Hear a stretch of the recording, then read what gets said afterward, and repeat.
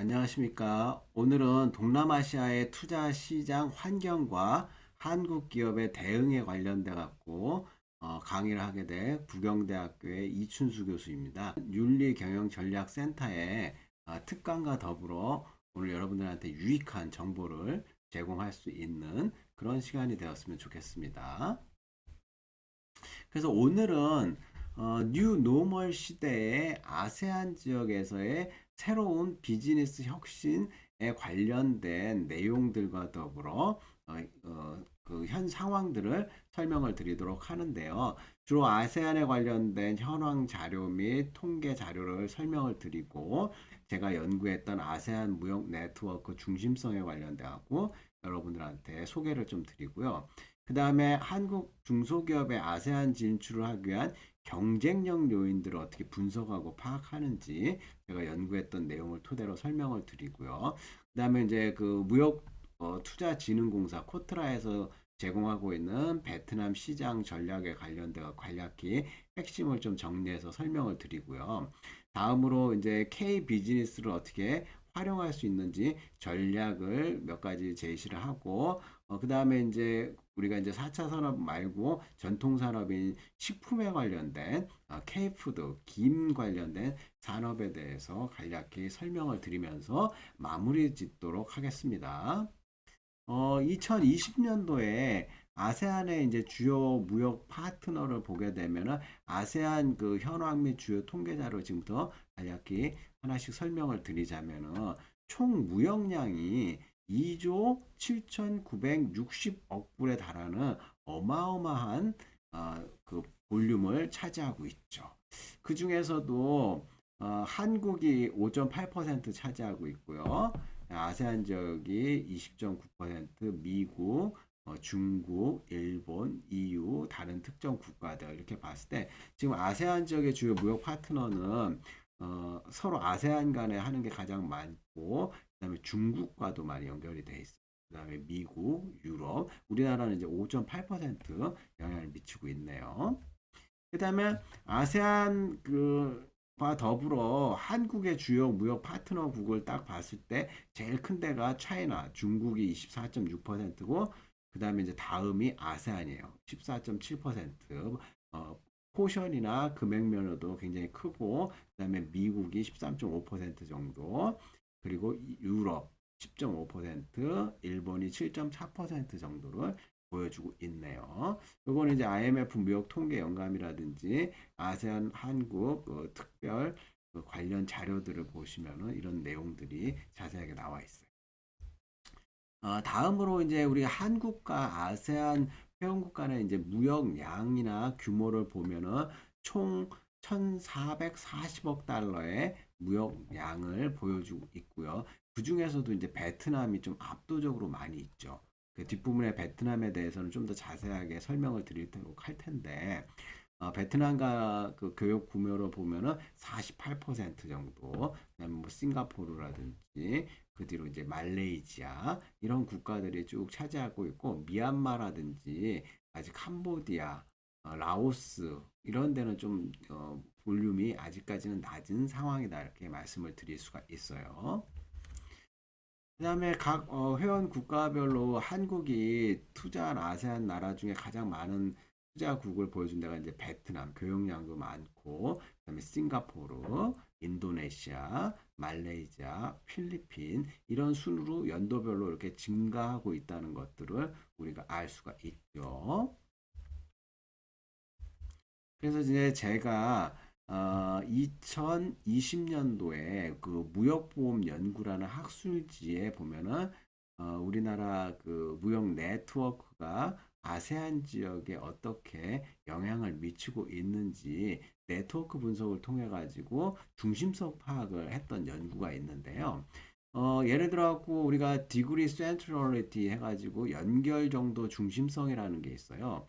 이 연결 정도 중심성은 교역량 증대로 무역의 발전 가능성 및 경쟁력이 어떻게 되고 있는지, 어떤 국가, 어떤 지역이 힘을 갖고 있는지 그 내용을 보여주고 있는 건데, 그래피컬하게 여러분들한테 좀 보여주자면 이 빨간 동그라미가 클수록 연결 정도 중심성이 크다. 즉 그 말은 교역량 증대로 무역의 발전 가능성 및 경제력이 큰 국가는 베트남이라든지 여기 보시면 말레이시아, 싱가포르, 뭐 한국, 인도네시아 이렇게 빨간 큰 점들이 있다는 걸 알 수가 있죠. 다음으로 필리핀, 미얀마, 캄보디아, 라오스, 브루나이 순으로 돼 있는데 요거는 이제 수치상으로도 보여줄 수 있지만은 그래피컬하게 이제 눈으로 좀 빨리 우리가 이해할 수 있는 중심성을 좀 보는 연구를 보여드리고 있어요.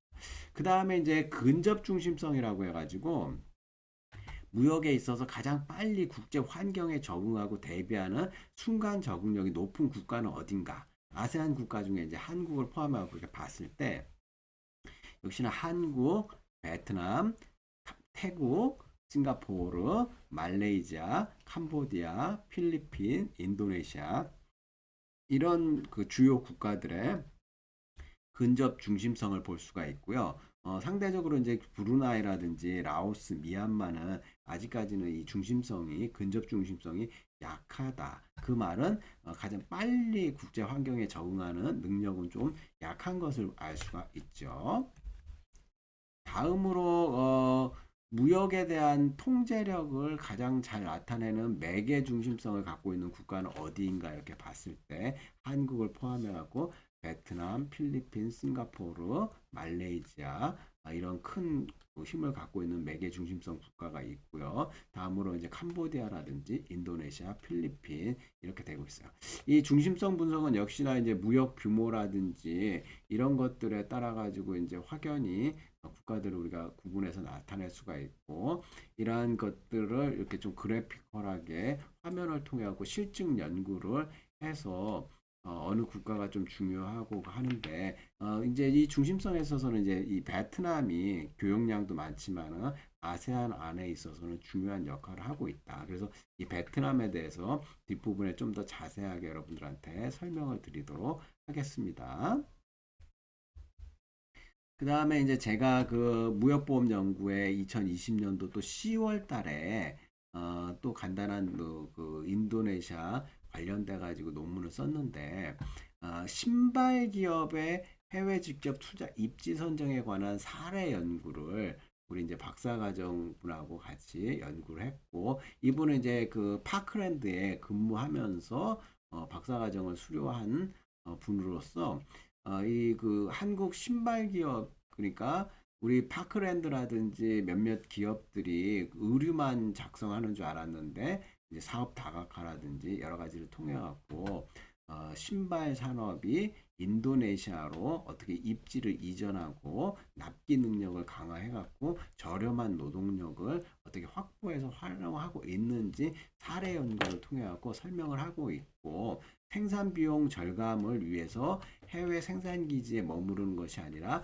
현지 법인의 개발 센터를 유치하는 등 고부가치 부분에 있어 경쟁력을 갖추기 위해서 노력들을 많이 하고 있다는 사례 연구를 보여주고 있고 우리가 이제 여러 가지 해외 그 아세안 지역의 입지적인 특성을 설명하고 있는 사례로서 어떻게 하면 경쟁 전략을 가질 수 있는지 신발 같은 경우에는 우리가 사양 산업이다 해가지고 제가 이제 신발 관련돼 갖고 네트워크 분석도 해보고 여러 가지 연구를 해봤지만은 사양 산업이라고 감히 말할 수가 없는 게 지금 77억 명의 인구가 신발을 계속해서 소비를 하고 신어야 되고 어떻게 하면 이제 저가의 고품질의 생산을 많이 하는 게 관건이겠지만은 지금도 이제 선진국들 유럽이라든지 독일, 미국 이런 데서도 이제 신발에 관련된 매출액이 굉장히 높게 나타나고 있는데 그 이유를 봤더니 아직까지도 신발에 대한 고부가 가치를 생산할 수 있는 분야들이 많이 있다는 것을 우리가 알 수가 있죠.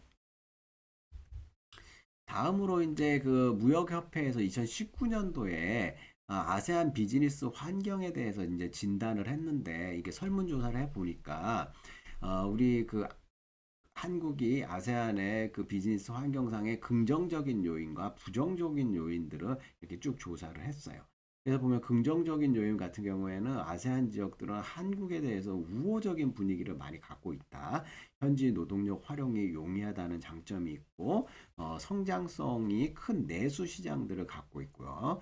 그 다음에 이제 외국인 투자에 대한 우호적인 것들, 제도적 정비, 이런 것들이 있고, 인프라 투자 확대 정책이라든지 낮은 투자 비용, 해당 정부의 정책적 지원, 이런 것들이 이제 긍정적인 효과로 작용을 하고 있다는 설문이 있고요.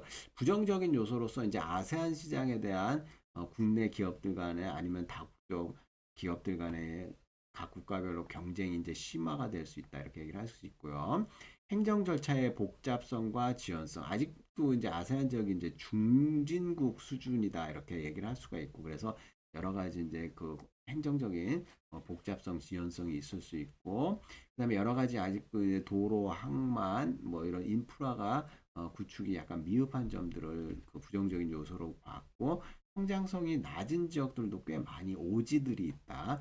그 다음에 이제 미순년 노동력이라든지 노사 분규 등에 대한 준비 이런 게 필요하고 정책의 일관성 같은 게 결여된 경우도 있다 이렇게 얘기를 하고 있죠. 그 다음에 이제 정치적 불안정성이라든지 이런 것들도 우리가 고려를 해봐 갖고 아세안 비즈니스 환경들을 파악을 해둘 필요가 있는데 긍정적인 요인과 부정적인 요인들 다양한 요소가 있다 이렇게 여러분들한테 말씀을 드릴 수가 있어요. 그 다음에 이제 그 아세안 그 지역에 중소기업들이 진출할 때 어떤 경쟁력을 가지고 진출을 해야 되는지 제가 이제 2020년도에 그 산학협동재단에 4차 산업혁명 시대에 한국 중소기업의 아세안 진출 전략이라는 보고서를 하나 만들어 갖고 제출한 적이 있거든요. 여기 보시면은 이제 한국 중소기업의 아세안 진출 경쟁력 요소로 봤을 때 우리가 이제 스와트라는 그 분석을 할 수가 있는데요. 여기는 강점을 어떻게 활용하고 약점을 극복하고 기회를 어떻게 활용하고 위협을 어떻게 극복하는 거예요. 요 네 가지를 잘 활용을 한다면은 아세안 지역에서의 우리가 한국 기업들이 경쟁력을 특히나 중소기업들이 가질 수 있다 이렇게 얘기를 할 수가 있는데 여기에 보시면은 이제 일계층 요인이라고 해갖고 강점, 약점, 기회, 위협 이런 것들을 어떻게 이 중에서도 이제 중요한 유선순위가 뭐고 그다음에 이 강점 중에는 우리가 한국 기업가 정신과 기업의 경쟁력을 잘 어떻게 활용할 수 있는 능력, 한국의 소프트 파워, 문화라든지 한류를 활용할 수 있는 능력, 마케팅적 역발상 아이디어 및 차별화 활용 능력, 그다음에 4차 산업 기반 기술의 활용 이런 것들이 우리나라 중소기업들의 강점이다 이렇게 얘기를 할 수가 있고 이 옆에는 이제 그 이론적 근거에 대한 논리적인 문헌들이 나와 있고요. 그다음 우리가 약점을 어떻게 극복할 것인가 봤을 때 효율성 높은 정보 기술을 도입해서 약점을 극복하고 아세안 지역 내 그다음 한국 중소기업의 낮은 자본력 그러니까 중소기업들이 이제 대기업에 비해서 자본력을 어떻게 극복할 것인지 그에 따라서 조직 구성원의 역량, 좋은 인재들을 어떻게 활용할 것인지 그 다음에 아세안 지역에서의 네트워크 지배력을 어떻게 강화를 해갖고 약점을 극복할 것인지 그 다음에 이제 기회 활용 측면에서는 꾸준한 그 아세안 지역 내에서의 그 수요를 어떻게 활용할 것인지 현지 노동 력을 어떻게 활용하고 이용할 것인지 현지 내수 시장의 성장성을 활용하는 기회 그다음에 낮은 투자 비용과 4차 산업의 성장성을 활용할 수 있는 이러한 기회들을 어떻게 잘 활용할 수 있는지 우리가 중요도를 파악해 볼 필요가 있고요. 그다음에 이제 여러 가지 아세안 지역의 위험 요소를 어떻게 극복하느냐. 그래서 글로벌 경쟁이 심화가 되고 있고 현지 행정적 절차의 복잡성 및 그 지연을 어떻게 극복할 것이며 현지 인프라 미비를 극복하는 방안, 미숙련 노동 및 정치 문제를 어떻게 극복할 것인가. 이런 거는 이제 대한무역투자진흥공사의 설문 내용들 같은 것들을 활용해가지고 여러분들한테 제시를 이렇게 했죠. 그래서 이제 전문가들한테 아세안 지역 전문가, 뭐 박사님, 교수님, 뭐 연구소 계시는 분들에게 설문을 해가지고 어떤 게 중요한지 우선순위를 스와트 AHP 분석 방법을 통해 가지고 결과를 이렇게 도출을 할 수가 있었죠. 그래서 여기 보시면은 우리가 이제 뭐 그 일계측 요인 이 네 가지 중에 어느 게 가장 중요한가는 점수 중요도 의 값을 가지고 알 수가 있어요. 그래서 여기에 보시면은 기회를 활용하는 것이 가장 중요하다. 이 네 가지 중에. 그래서 0.496% 이게 이제 기회 활용. 다음 번으로는 이제 우리의 강점을 활용한다. 이게 0.291%. 그다음이 보시면은 위협을 어떻게 극복할 것인지. 그다음에 약점을 극복하는 것. 순으로 중요도가 나와 있죠. 그래서 이 16가지 그러니까에 대해서 가장 중요한 게 생각하는 게 아세안 지역에서 기회를 활용하는데 특히나 내수 시장의 성장 활용성을 활용하는 것이 중요하다. 그 다음에 아세안 지역의 꾸준한 수요를 활용하는 것이 중요하다. 이렇게 얘기를 하고 있고 3위가 이제 강점을 활용하는데 4차 산업 기반의 우리나라의 그 중소기업들의 기술들을 활용하는 것이 중요한 게 3위로 돼 있고요. 그 다음에 이제 기업가 정신과 기업의 경쟁력 활용이 4위로 나와 있네요. 이제 순위별로 이 중요한 것들을 16가지를 전부 다 얘기를 할 수 있는데 는 없지만 시간 관계상 그 다음에 마지막으로 이제 중소기업의 낮은 자본력을 어떻게 극복하느냐가 또 중요한 요소로 16가지 중에 상대적으로 약간 저조하게 나와 있다 이렇게 얘기하고 그래서 이제 우리가 실질적으로 강점을 활용하는 게 더 중요하냐 기회를 활용하는 게 더 중요하느냐 이 기회라는 것은 외부에서 오는 거고 강점이라는 것은 내부의 장점 강점을 활용하는 거거든요. 그래서 외부에서 들어온 기회를 활용하는 것이 더 중요하다. 제일 중요하다고 전문가들은 이렇게 봤고 그 다음으로 내부의 강점들을 활용하자 이렇게 정리를 할 수가 있죠.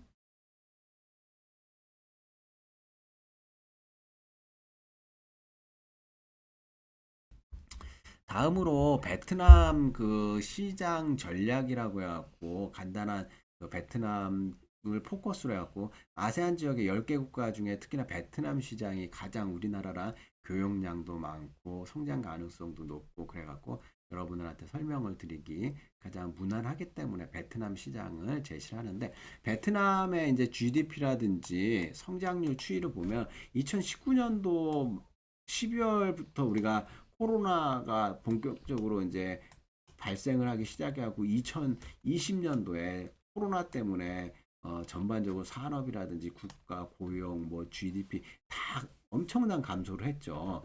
그럼에도 불구하고 베트남 시장이 2021년도에 가장 최근 그 데이터를 보면은 가장 빠르게 회복하고 있는 지역 중에 하나가 국가 중에 하나가 베트남이다 이렇게 얘기를 할 수가 있고 월드뱅크라든지 코트라 하노이 무역관 내용을 갖다가 여러분들한테 설명을 드리고 실질 GDP 성장률이 거의 뭐 6%, 7% 꾸준히 높고 2020년에만 코로나 때문에 2.7%였고 2020년도에도 거의 7%대로 보여주고 있다 이렇게 얘기를 말씀을 드릴 수가 있습니다. 그래서 이제 그 주요 다국적 기업들의 생산 기지가 지금 베트남으로 많이 이전을 하고 있거든요. 그래서 LG 같은 경우에는 중국에 있는 거점을 생산 기지 일부를 베트남으로 이전해 갖고 하이퐁 디스플레이 공장을 증설을 했고요. 그 다음에 이제 팍스콘 같은 경우에는 에어팟 생산 물량의 30%를 중국에서 베트남으로 이전 생산한다 이렇게 얘기를 하고 있어요. 페가트론 같은 경우도 중국에서 하이퐁으로 생산 설비를 이전하고 삼성 스마트폰 팬들을 제조하고 있다. 퀄컴 같은 경우에도 이제 중국에서 베트남 하노이 신규 공장인 R&D 센터를 신설하겠다고 이제 계획을 발표하고 있고요. 샤프 같은 경우에도 호치민시 인근에 2000년대 중에 LCD 패널 생산 기지를 마련을 했고요. 델이나 HP 최대 30%가량을 베트남에서 생산한다. 그다음에 이제 파나소닉 태국의 냉장고 세탁 시설을 베트남으로 이제 이전 중에 있고요. 이러한 자료들은 이제 코트라의 국가별 그 진출 전략 베트남 편을 보시면은 이러한 내용들을 통해 갖고 다국적 기업들이 빠르게 베트남으로 이제 이전을 해가지고 생산량을 늘리고 있다. 그렇다면 이제 베트남 지역의 그 기회, 위협, 강점, 약점을 이렇게 분석한 코트라 자료를 보면 베트남 자체는 정치적인 안정성과 더불어 과감한 코로나 방역 정책, 그러니까 아세안 지역 내에서는 그나마 선방을 많이 했고요. 적극적인 해외 직접 투자 유치 정책을 펼치고 있으며 평균 소득 및 중산층 증가에 따른 탄탄한 내수 시장을 갖고 있는 게 바로 베트남 시장의 강점이다 이거죠. 이제 내부적인 강점이고 약점을 보시자면 경제 성장률을 따라가지 못하는 제반 인프라 수준이 있고요. 높은 대외 교육 의존도를 갖고 있으며 고급 기술 인력이 좀 부족한 편이고 자원 산업이 좀 취약하다 이렇게 얘기를 하고 있습니다. 그다음에 기회편을 보자면은 외부 기회에는 뭐 차이나 원 플러스 투 전략으로 글로벌 기업들이 베트남 이전에 관심 증가. 그러니까 중국이 현재 인건비 상승이라든지 여러 가지 이제 환경 규제라든지 노동 관련돼 가지고 여러 가지 이제 그 노사 문제 이런 것 때문에 이제 탈중국화를 해가지고 아세안 시장으로 많이 가는데 특히나 베트남 시장으로 많이 진출을 하고 있다 이렇게 얘기를 하고 글로벌 통상 저변의 확대, 정부 주도의 디지털 경제 구축 노력이라든지 민관 협력 프로젝트 수요의 증가, 경기 부양을 위한 공공 투자의 증가를 들 수가 있고요. 위협적인 요인으로는 코로나가 언제 이제 완전히 종식될지 모르겠는데 이제 엔데믹으로 간다 뭐 이런 관리 차원이라는 게 있는데 내수 경기가 이것 때문에 많이 악화가 됐었죠. 투자 과밀에 따른 투자 진출 비용이 증가하고 있고요. 베트남 등 그 여러 가지 경쟁 국가의 경쟁의 그 심화, 그다음에 재정 적자 누적 뭐 이런 걸로 이제 인프라 구축의 약화 등 많은 그 위험 요인들이 작용하고 있죠. 그럼에도 불구하고 우리가 강점은 살리고 기회는 노려볼 만한 국가가 베트남이다 이렇게 얘기를 할 수가 있고 이런 것들은 코트라 국가별 진출 전략 2021년도 자료를 근거로 설명을 드리고 있습니다. 이러한 그 스와트 매트릭스를 그 코트라에서는 어떻게 이제 설문조사를 한 것보다 이제 나름대로 이렇게 SO 전략, 역량 확대 전략, ST 전략, 강점 활용 전략, WO 전략, 기회 포착, WT 전략, 위협 대응이라고 하고 네 가지 전략을 통해 갖고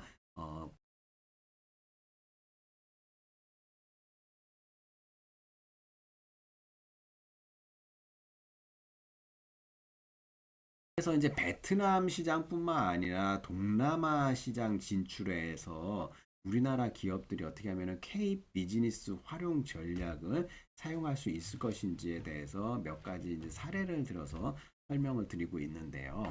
요 내용들의 이제 몇 가지는 제가 이제 작년에도 이렇게 특강을 통해 갖고 우리 K 비즈니스 활용을 하기 위해서는 인플루언서 플랫폼 기업과 글로벌 마케팅을 잘 활용을 해야 되는데 우리나라 지금 퍼스널 브랜드라고 해갖고 개인들이 유튜브라든지 인스타그램이라든지 틱톡이라든지 많은 차별화된 영상들이라든지 이 디지털들을 만들고 있거든요.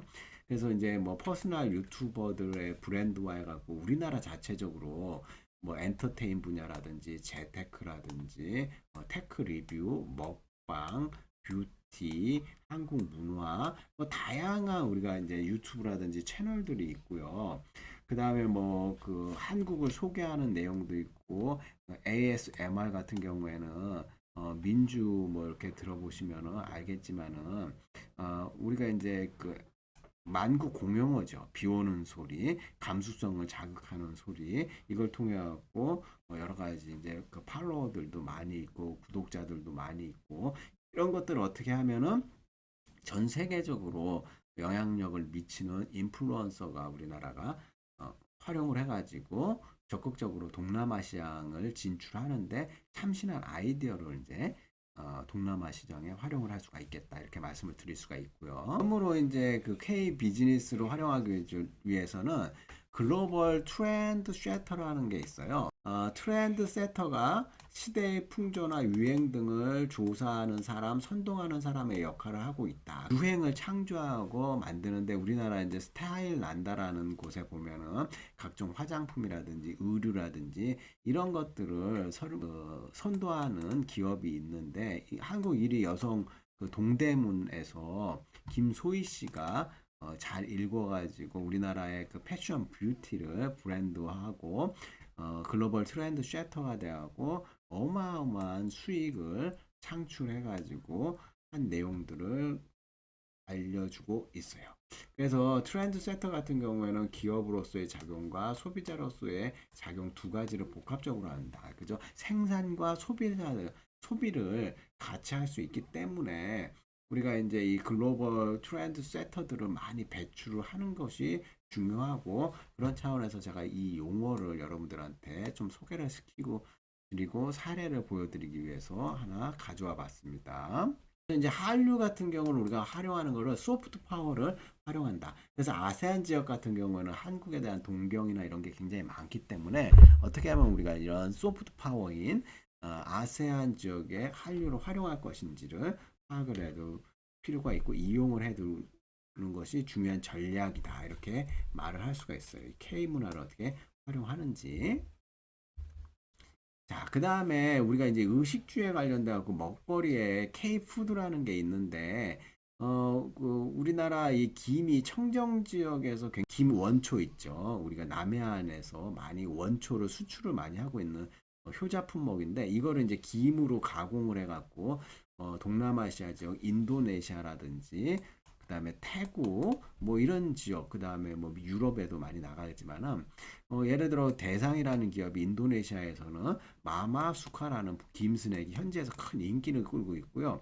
태국의 유명 김 브랜드인 타오케노이는 우리나라 김 원초를 수입에다가 김 스낵을 만들어 갖고 태국 내에서 판매율 1위도 기록하고 있고 주식을 상장을 해갖고 이 사장이 굉장히 거부가 됐거든요. 그래서 2019년도 자료만 보더라도 우리가 이제 그 김을 우리나라 김이 수출되는 국가가 총 109개 국가고요. 6,600억 원 이상이 돼요.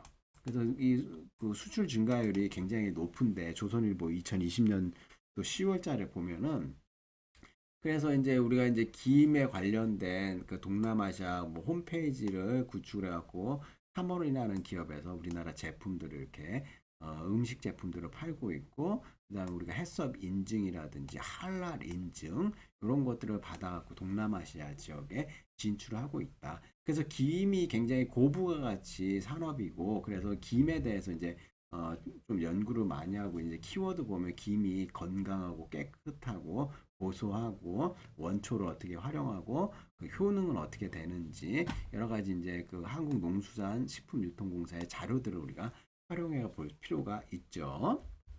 그래서 이제 제가 김 산업에 관련돼 갖고는 이게 실증 분석 통계를 통해 가지고 어떻게 하면은 그 스와트 분석을 통해 갖고 글로벌 경쟁력을 강화를 할 것인지 그래서 우리 김의 강점 약점 극복, 기회를 개발하고 위협을 극복하기 위해서 어떻게 해야 될 것인지 이런 그 다양한 이론적 근거를 통해 가지고 제가 좀 김산업의 스와트 요인들을 이제 정리를 좀 해봤거든요. 우리의 강점은 청정 고품질 원조, 남해안 지역에 오염되지 않은 지역의 고품질 원료, 그리고 풍부한 영양과 뛰어난 식감을 가지고 있는 김 원료. 근데 한류 이미지가 우리가 음식의 김에 투영이 되어 있고 유통 물류 및 간편 시 개발에 유리한 조건을 갖고 있다.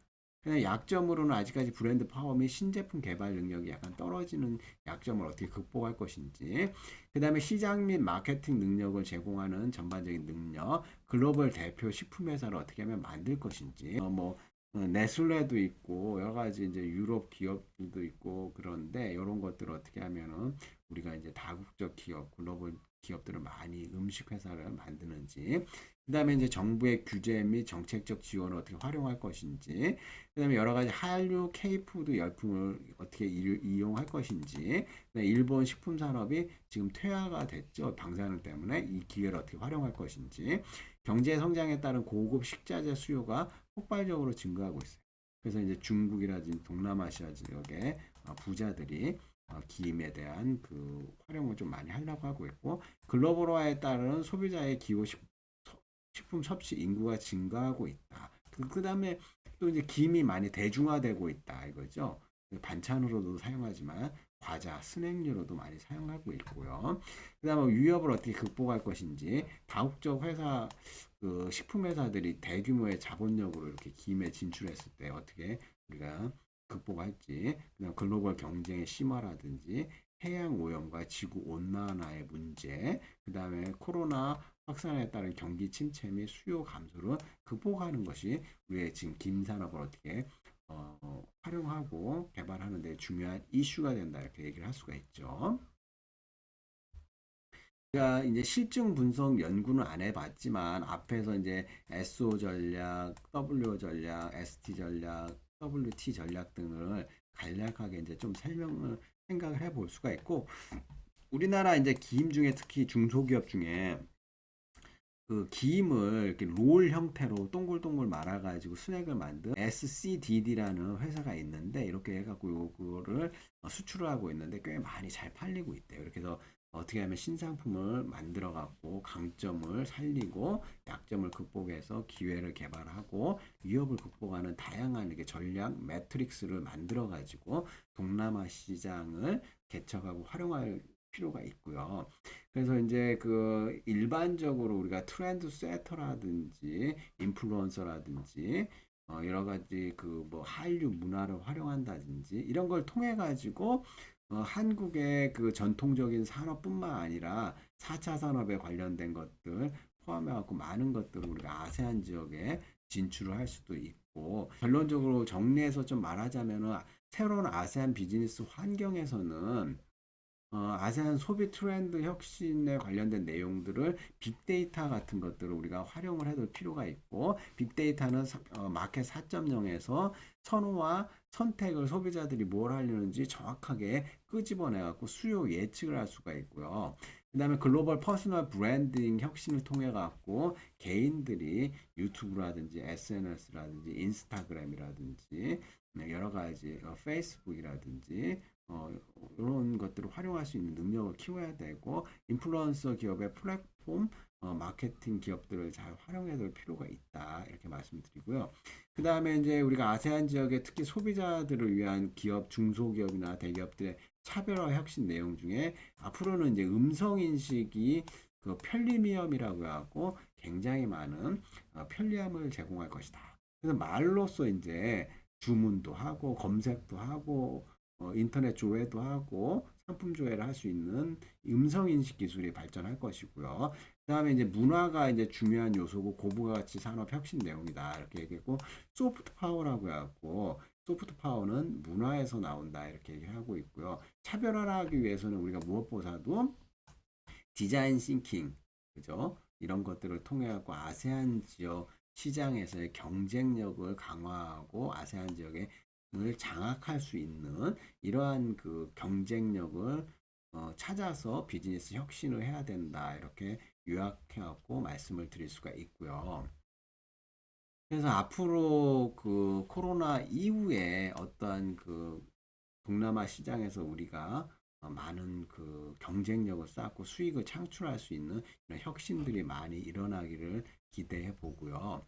오늘 그 설명드린 이 자료는 다양한 우리 참고 자료들을 활용을 했고요. 한 아세안 그 센터라고 해가지고 그 자료들 많이 활용을 했고, 뭐 농부산 식품공사라든지 대한무역투자진흥공사에서 나온 트레이드 포커스, 그다음에 제가 쓴 무역보험 그 연구 논문이라든지 그다음에 산학협동재단의 결과 보고서, 무역협회 자료, 그다음에 대한무역투자진흥공사의 국가별 투자 진출 전략의 베트남 자료, 뭐 이런 자료들을 쭉 활용을 해가지고 여러분들한테 설명을 드렸고요. 4차 산업 관련돼 가지고는 다른 영상에서 또 새로운 분야로 자세하게 설명을 드리도록 하겠습니다.